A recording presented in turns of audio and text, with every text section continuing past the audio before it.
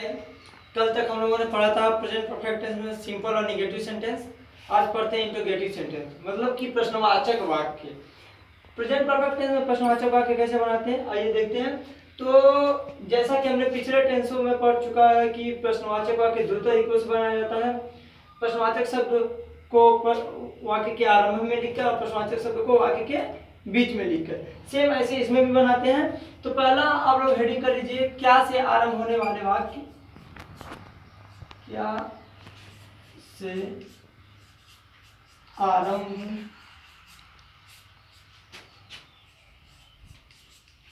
होने वाले वाक्य।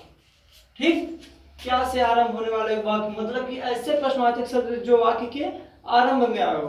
तो ऐसे वाक्यों का अनुवाद करते समय सबसे पहले हम उस टेंस की क्या लिखते हैं, सहायक क्रिया। क्या लिखते हैं, सहायक क्रिया, हेल्पिंग वर्ब। ठीक है, सहायक क्रिया के बाद क्या लिखते हैं, कर्ता। क्या लिखते हैं, कर्ता। कर्ता के बाद क्या लिखते हैं, गुड। मुख्य क्रिया का थर्ड फॉर्म। इसमें मुख्य क्रिया का थर्ड फॉर्म सब टेंस में लगता है, चाहे अफर्मेटिव रहे, चाहे निगेटिव रहे, चाहे इंट्रोगेटिव रहे, चाहे इंट्रोगेटिव निगेटिव हो। चारों में से कोई भी रहे, इसमें मुख्य क्रिया का थर्ड ही फॉर्म लगता है। ठीक ना। मुख्य क्रिया का थर्ड फॉर्म लिखने के बाद हम क्या लिखते हैं, ऑब्जेक्ट। उसके बाद जो भी कुछ बचाओ मटेरियल उसको लिख देते हैं।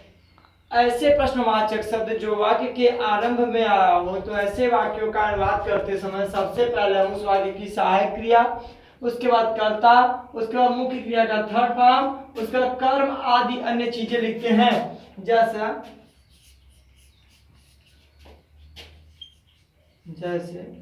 क्या सुरेश घर जा चुका है, क्वेश्चन मार्क रहेगा, सॉरी, क्या सुरेश घर जा चुका है। इसमें हमसे देखिए पूछा जा रहा है ना कि सुरेश घर जा चुका है कि नहीं जा चुका, हमको कंफर्म नहीं है, तो हमसे क्या कर रहा है, पूछा जा चुका है, क्या सुरेश घर जा चुका है। और अगर क्या को हम हटा देंगे तो क्या हो जाएगा, सुरेश घर जा चुका है। मतलब एक कंफर्म हमसे बताया जा रहा है ना कि सुरेश अपने घर कहाँ है, जा चुका है, यहाँ से मतलब निकल दिया है। ठीक, अब हमसे जब प्रश्न पूछा जाता है किसी भी वाक्य में, तो कौन सा सेंटेंस होता है, इंट्रोगेटिव सेंटेंस। तो इसमें हम कैसे अनुवाद करेंगे, सबसे पहले क्या लिखेंगे, हेल्पिंग वर्ब।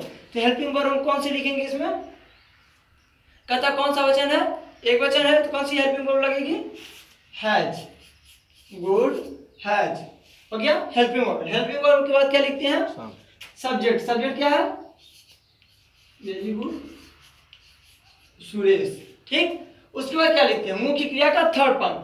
अब इसमें मुख्य क्रिया क्या है, सुरेश के द्वारा कौन सा काम किया जा रहा है, जाने का। तो गो मिस होता है जाना, उसका थर्ड फॉर्म क्या होता है, गॉन। कहाँ जा चुका है, हाउस, क्वेश्चन मार्क। ठीक ना, has Suresh gone to house. Clear है, ठीक है। आप एक नोट कर लो, बना के दिखाओ।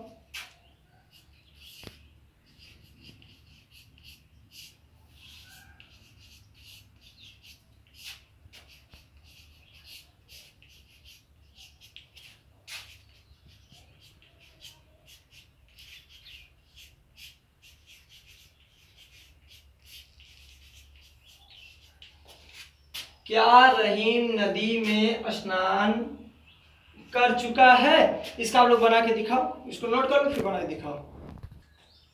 अब हम लोगों का दूसरा वाला रूल है, जिसमें प्रश्नवाचक शब्द कहाँ वाक्य के बीच में आया हो, तो उसका अनुवाद कैसे करते हैं।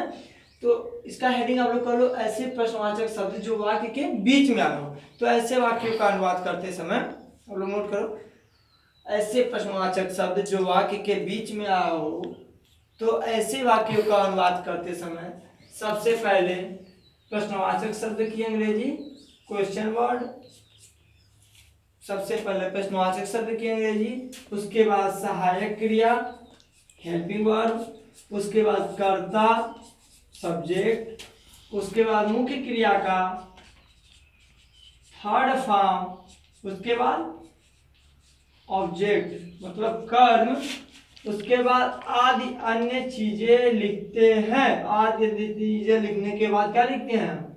क्वेश्चन मार्क जरूर लगाते हैं। क्वेश्चन मार्क अगर आप लोग नहीं लगाओगे तो मैं पहले भी बता चुका हूँ और अभी बता रहा हूँ कि क्वेश्चन मार्क के इंट्रोगेटिव सेंटेंस में क्वेश्चन मार्क और सिंपल और निगेटिव में अगर फुल स्टॉप आप लोग नहीं लगाओगे तो आपका ट्रांसलेशन क्या हो जाएगा? गलत हो जाएगा। इसलिए इसको आप लोग ध्यान में रखो। ओके, हाँ, तो आइए इसका एग्जाम्पल देखते हैं कैसे बनाते हैं इसको। तो आप लोग एग्जाम्पल नोट करो। उसने अपनी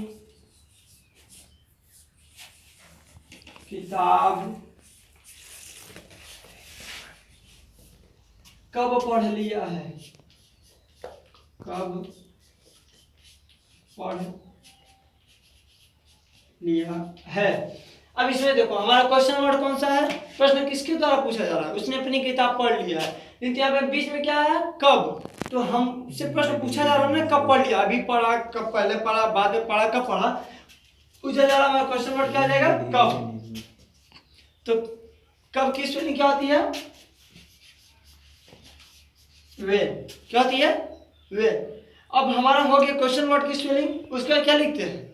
सहायक क्रिया, हेल्पिंग वर्ब। क्या लिखते हैं? सहायक क्रिया। तो सहायक क्रिया में हमारी कौन सी लगेगी? हमारा सब्जेक्ट देखेंगे सिंगुलर है कि प्लूरल है। तो हमारा उसने मतलब किसी एक व्यक्ति को हम पॉइंट करके बोले हैं ना, उसने अपनी किताब कब पढ़ लिया। किसी को पॉइंट करके बोले है ना, तो हमारा कौन सा नंबर होगा? Singular number. तो सिंगुलर नंबर में कौन सी सहायक क्रिया लगती है? हैज। ठीक। उसके बाद क्या लिखेंगे? सब्जेक्ट। सब्जेक्ट क्या हमारा? किसने अपनी किताब को पढ़ लिया? उसने। तो उसने की स्पेलिंग होती है ही। ओके। उसके बाद क्या लिखेंगे हम? मुख्य क्रिया का थर्ड फॉर्म। ठीक। अब मुख्य क्रिया हमारा क्या है? पढ़ना। पढ़ना का होता है रीड। स्पेलिंग इसका सेकंड और थर्ड फॉर्म का भी यही रहता है, बस इसका प्रोनाउंसिएशन अलग किया जाता है। रीड रेड रेड पढ़ा जाता है इसको। ठीक ना? स्पेलिंग यही रहती है, सेम ही। ठीक। अब किसके क्या पढ़ लिया है? अपनी किताब। तो ही के साथ अपने की स्पेलिंग क्या लगती है? हिज। क्या पढ़ लिया है? Book. Question mark. When has he read his book. Clear है? नोट कर लो आप लोग। हम लोगों का नेक्स्ट टॉपिक है इंट्रोगेटिव निगेटिव सेंटेंस, मतलब कि प्रश्नवाचक नकारात्मक वाक्य। ऐसे प्रश्नवाचक वाक्य जिसमें हमसे प्रश्न भी पूछा जा रहा हो, उसमें नहीं शब्द भी आ रहा हो। ठीक ना? जिसमें हमसे मतलब कोई प्रश्न भी पूछ रहा है, उसको निगेटिव डायरेक्शन में ले जा रहा है। ठीक ना? तो उसको क्या बोलते हैं? Interrogative negative sentence. ठीक। तो इसमें भी दो तरीके से इंट्रोगेटिव निगेटिव भी बनाते हैं। जैसे पहले हम लोग बनाते थे, बस इसमें क्या करते हैं, जैसे अभी हम लोग सिंपल इंट्रोगेटिव में बनाते थे, वैसे इंट्रोगेटिव निगेटिव में भी बनाते हैं। बस इसमें क्या करते हैं? सब्जेक्ट और मेन वर्ब के बीच में क्या लगा देते हैं? नॉट लगा देते हैं। ठीक है? क्लियर है? लिखवा दूं? लिख लो आप लोग इसका लोग कि पहला रूल लिखो। ऐसे प्रश्नवाचक वाक्य, ऐसे प्रश्नवाचक वाक्य जिसमें प्रश्नवाचक शब्द, ऐसे प्रश्नवाचक वाक्य जिसमें प्रश्नवाचक शब्द वाक्य के आरंभ में आया हो, वाक्य के आरंभ में आया हो, तो ऐसे वाक्यों का अनुवाद करते समय सबसे पहले हेल्पिंग वर्ब, उसके बाद सब्जेक्ट, उसके बाद नॉट, उसके बाद मेन वर्ब का थर्ड फॉर्म। ठीक ना? उसके बाद ऑब्जेक्ट, उसके बाद कर्म आदि अन्य चीजें लिखने के बाद क्या लिखते हैं? क्वेश्चन मार्क लगाते हैं। क्या लगाते हैं? Question mark. क्लियर है कि सबसे पहले क्या लिखेंगे?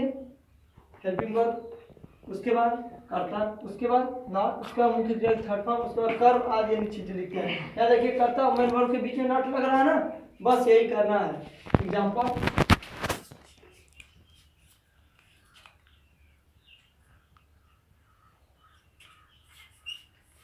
क्या सूरज पूरब में नहीं निकल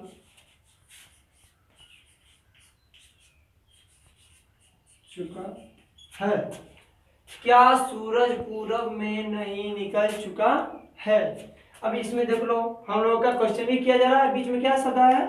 नहीं शब्द भी आया, तो कौन सा टेंस हो जाएगा हम लोगों का? Interrogative negative. तो इसका हम कैसे ट्रांसलेशन करेंगे? सबसे पहले क्या लिखेंगे? Helping verb.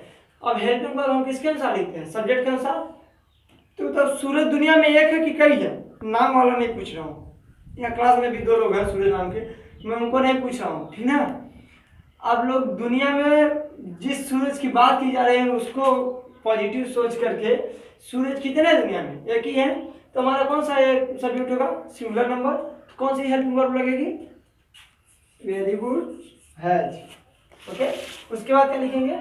सब्जेक्ट। तो यहाँ यस यू आर एज सूरज की स्पेलिंग नहीं लिखना है, बल्कि सूरज किस में सोता है? सन। यस ओ एन कोई मत लिखना, क्योंकि उस सन में सोता है बेटा, ठीक ना।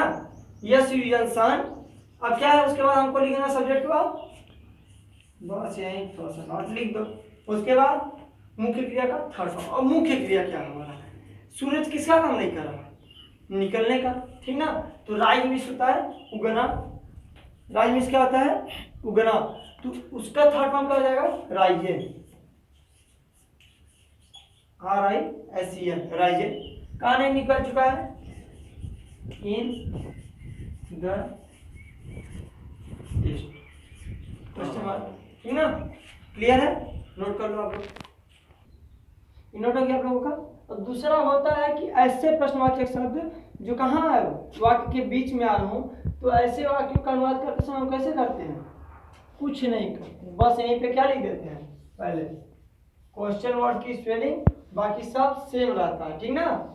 इसको एग्जाम्पल को मिटा रहे हैं, ठीक। सबसे पहले क्या लिखेंगे? प्रश्नवाचक शब्द की अंग्रेजी, उसके बाद सहायक क्रिया, उसके बाद कर्ता, उसके बाद नॉट, उसके बाद मुख्य क्रिया का थर्ड फॉर्म, उसके बाद कर्म आदि अन्य चीजें लिखते हैं, ठीक ना। क्लियर है? तो इसका एग्जांपल आप लोग खुद बना के दिखाओ, फिर मैं बताता हूँ, ठीक ना। वह अपनी कलम क्यों नहीं ले लिया है? वह अपनी कलम क्यों नहीं ले लिया है, ठीक ना। इसमें देखो क्वेश्चन वो बीच में भी आया, नहीं शब्द भी आया है, तो हमारा कौन सा ट्रांसलेशन सेंटेंस होगा? इंट्रोगेटिव निगेटिव, ठीक ना। अब आप लोग बना, सबसे पहले क्या लिखेंगे? Question word. क्वेश्चन वर्ड क्या हमारा? वाई। क्वेश्चन वर्ड वाई है कि क्यों है? क्यों है ना, क्यों की स्पेलिंग वाई होती है, ठीक। उसके बाद हेल्पिंग वर्ड कौन सी लगेगी? गुड, बट कैसे लगेगी? हैज। हाँ, कर्ता एक वचन का है, कर्ता क्या है? उसके बाद वेरी गुड, उसके बाद क्या हो जाएगा? टेक मिस होता है लेना, taken, very good, take to taken, है ना। क्या नहीं ले लिया है?